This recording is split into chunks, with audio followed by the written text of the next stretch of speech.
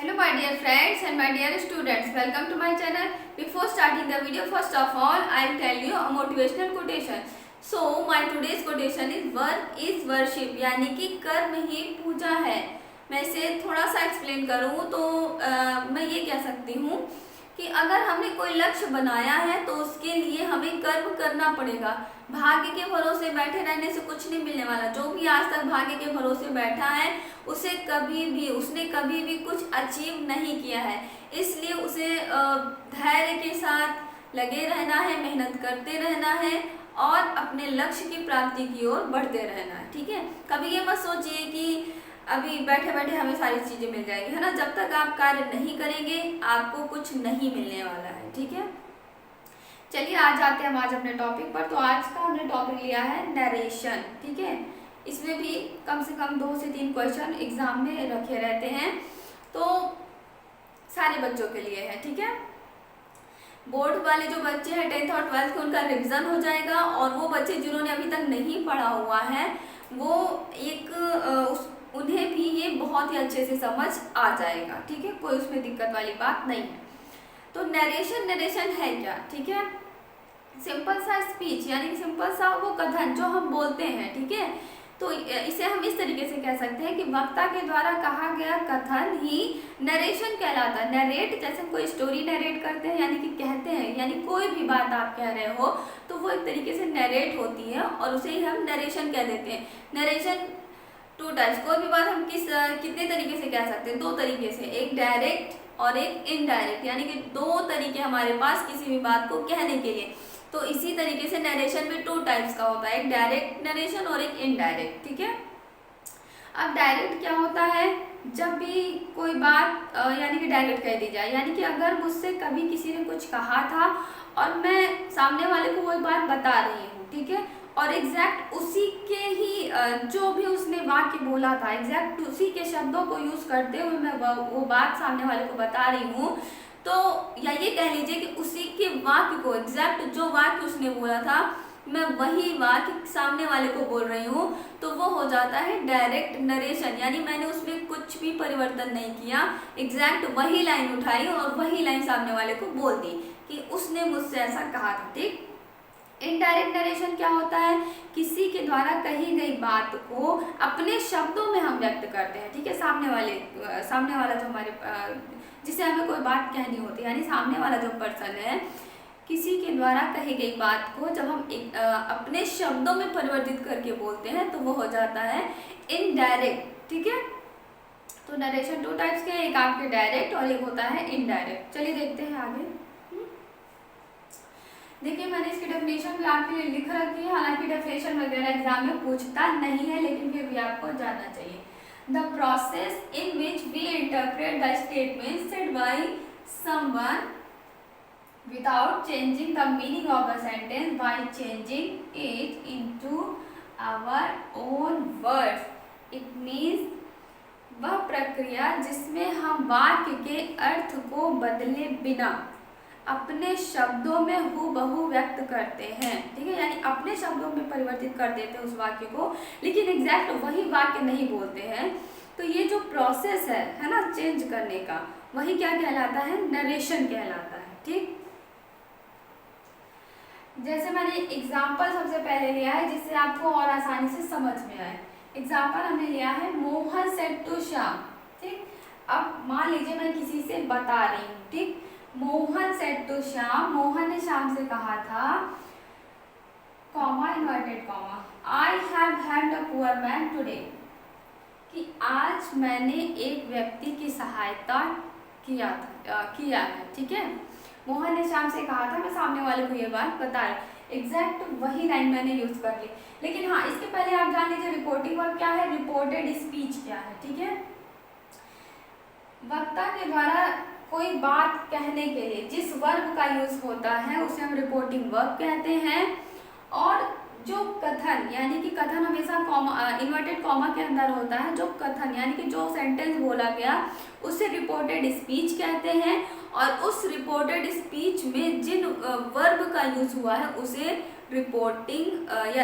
उसे reported verb कहते हैं। ठीक है, चलिए तो आपको समझ में आ गया होगा कोई बात कहने के लिए जिस वर्ब का यूज होता है उसे रिपोर्टिंग वर्ब, और जो बात कही गई है उसे रिपोर्टेड स्पीच। और रिपोर्टेड स्पीच में कोई बात कहने के लिए जिस वर्ब का यूज किया गया है वो होता है रिपोर्टेड वर्ब। ठीक है, चलिए अब ये हुआ आपका डायरेक्ट नरेशन। ठीक है, मैं किसी से बता रही हूँ तो मैं डायरेक्ट ये बोल रही हूँ, मोहन सेड टू श्याम, मोहन ने श्याम से कहा था, I have helped a poor man today, मैंने आज एक गरीब व्यक्ति की मदद की। अब ये हो गया आपका डायरेक्ट, हूबहू मैंने वही सेंटेंस बोल दिया। अब अगर मैं इस चीज को डायरेक्ट ना बोलकर इनडायरेक्ट वे में बोलना चाहूँ तो पर उसका अर्थ नहीं चेंज होना चाहिए, बट मैं अपने अकॉर्डिंग उसमें बोलूँगी। ठीक है, अर्थ इसका नहीं चेंज होगा, अपने शब्दों का इस्तेमाल करते हुए मैं किस तरीके से इसको बोलूँगी वही है इनडायरेक्ट स्पीच। देखिए, Mohan told Shyam that he had helped a poor man that day. Mohan told Shyam, Mohan ने श्याम से कहा था that he had helped a poor man that day, कि उसने एक गरीब व्यक्ति की उस दिन मदद की थी। ठीक है, अब ये चीज मैं अपने शब्दों में बोल रही हूँ। अब यहाँ पर देखिए कि चेंजेस कहाँ कहाँ पर आए हैं। ठीक, first change said to change हो गया है आपका टोल्ड में, एंड देन ये कॉमा इन्वर्टेड की जगह पर दैट आप देख रहे हैं आ गया है, आई की जगह पर ही आ गया है, हैव हैड यहाँ पर वर्ब चेंज हुई है। ठीक है, हैव का हैड हो गया है, टुडे का दैट डे हो गया है। तो चेंजेस कहाँ कहाँ है, कितनी बार आए, देखो 1 2 3 4 5, और कहाँ कहाँ पर आए 1 2 3 4 5, क्या क्या चेंजेस आए वो भी मैंने लिख दिए। अब ये चेंजेस कहाँ पर कैसे करने हैं ये भी मैं आपको बताने वाली हूँ। ठीक है, चेंज ऑफ सेड टू। ठीक है, सबसे पहले सेड टू को हम कैसे चेंज करेंगे। ठीक है, it is based on the sentence of the reported speech. Reported speech जो भी होती है उसी के अकॉर्डिंग हमारा ये सेड टू चेंज होता है। अभी बहुत सी बातें हैं जो आपको बतानी है। ठीक है, सबसे पहले हम देखने वाले सेड टू को किस तरीके से चेंज करेंगे, कैसे कैसे सेंटेंसेस आएंगे, तो हम सेड टू को या रिपोर्टिंग वर्ब को किस तरीके से चेंज करेंगे। देखिए, चेंज ऑफ सेड टू, अगर असर्टिव सेंटेंस या असर्टिव सेंटेंस कह लीजिए है रिपोर्टेड स्पीच तो हम वहां पर टोल्ड लगाएंगे। ठीक, जैसे देखिए यहाँ पर सेड टू है और असर्टिव सेंटेंस है तो हमने क्या किया, टोल्ड लगा लिया। अगर इंटेरोगेटिव सेंटेंस होगा तो हम आस्क्ड या इंक्वायर्ड ऑफ का यूज करेंगे। अगर इंपरेटिव सेंटेंस होगा तो हम उसमें ordered, requested, urged, advised, warn, forbid, commanded dot dot dot etcetera, यानी कि अकॉर्डिंग टू सेंटेंस हम इसे चेंज करेंगे। वो आगे आने वाले एग्जाम्पल जो होंगे उनमें मैं आपको समझाती जाऊंगी। ऑप्टेटिव सेंटेंस होगा तो उसमें विज्ड, प्रेड, कर्स्ड और जो जैसा भी सेंटेंस होगा उसके अकॉर्डिंग हम चेंज करेंगे। एक्सक्लेमेटरी सेंटेंस होगा तो exclaim with Joy, exclaim with sorrow, exclaim with surprise, astonishment, anger, disgust etcetera, यानी कि जिस तरीके का सेंटेंस होगा उसी तरीके से हम रिपोर्टिंग वर्ब सेड टू को चेंज करेंगे। ठीक है, आई होप कि इतना आपको समझ में आया होगा। अब चलिए आगे देखते हैं।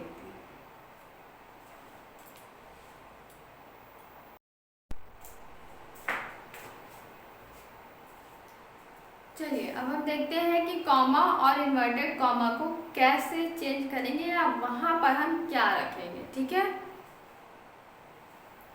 Change of comma, inverted comma. Okay, ध्यान से पढ़िएगा, कॉपी पेन निकाल कर लिखते जाइएगा तभी समझ आएगा, और तो आपने पढ़ रखा होगा कुछ बच्चों ने। चलिए, तो कॉमा इन्वर्टेड कॉमा को कैसे चेंज करेंगे। It is also based on the sentence of the reported speech. Reported speech के सेंटेंस पर ये भी डिपेंड करता है। असर्टिव सेंटेंस में कॉमा इन्वर्टेड की जगह पर क्या लगाएंगे, दैट। इंटेरोगेटिव सेंटेंस में अगर सिंगल इंटेरोगेटिव है तो इफ या वेदर, अगर डबल इंटेरोगेटिव है तो इंटेरोगेटिव वर्ड से स्टार्ट करेंगे। अब सिंगल और डबल इंटेरोगेटिव क्या होता है ये आपको पता है। इंपरेटिव सेंटेंस है तो 2 + V1 लगा के करेंगे, 2 + V1 कंस्ट्रक्शन लिख देती हूँ। ठीक है, 2 + V1 कंस्ट्रक्शन, इसका यूज करेंगे। एक्सक्लेमेटरी सेंटेंस में दैट लगाएंगे, ऑप्टेटिव सेंटेंस में दैट लगाएंगे। थर्ड पॉइंट हमारा आता है change of the pronounce of the reported speech. Reported speech के प्रोनाउंस में भी चेंज आता है। धीरे धीरे पढ़ा रहे, कॉपी और पेन निकाल कर नोट करते जाइए। अभी मैं आपको सारे रूल्स लिखवा दे रही हूँ, जब एग्जाम्पल्स आपको करवाऊंगी तो वो ज़्यादा समझ आने लग जाएगा, ठीक है। तो अभी आप लोग बस लिखते जाइए, समझते भी जाइए। Change of the pronounce of the reported speech, ठीक है। SON, ठीक है। फिलहाल मैंने अभी आपको इजीली समझाने के लिए लिख दिया है, बाकी और भी तरीके हैं, अभी आप इससे समझिए, ये ज़्यादा इजी होगा। S का मतलब है सब्जेक्ट, ओके। ये रिपोर्टेड स्पीच और ये रिपोर्टिंग वर्ब है, तो रिपोर्टिंग वर्ब का सब्जेक्ट रिपोर्टेड स्पीच के फर्स्ट पर्सन के अकॉर्डिंग, ऑब्जेक्ट सेकेंड पर्सन के अकॉर्डिंग, और थर्ड पर्सन जो होगा यानी कि थर्ड पर्सन नो चेंज होगा, ठीक है। ओके, मैं इसे फिर से आपको एक्सप्लेन करती हूँ, ठीक। फर्स्ट पर्सन सेकेंड सब्जेक्ट के अकॉर्डिंग, सेकेंड पर्सन ऑब्जेक्ट के अकॉर्डिंग, थर्ड पर्सन में नो चेंज होगा, ठीक है। ये जब आप एग्जाम्पल करेंगे, मैं करवाऊंगी, तब ज़्यादा समझ आएगा। एग्जाम्पल के तौर पे मैंने एक ले लिया है यहाँ पर, देखिए। The boy said to her you never return me my books timely, ठीक है। लड़के ने उससे कहा you never return me my books timely, तुम कभी भी मेरी किताबें समय पर नहीं लौटाती, ठीक है। अब इसे हमें चेंज करना है। द बॉय टोल्ड हर, ठीक है। The boy told her that she, second person object के अकॉर्डिंग, ऑब्जेक्ट क्या है हमारा हर, सेकेंड पर्सन ऑब्जेक्ट के अकॉर्डिंग, तो क्या हो जाएगा, ऑब्जेक्ट हर शी हो जाएगा, ठीक है। She never return him his books timely. अब यहाँ पर भी देखिए, मी का हिम, माई हिज हो गया है, बुक्स टाइमली, ठीक है। इस तरीके से ये सारे चेंजेस आते हैं। चलिए अब आगे देखते हैं।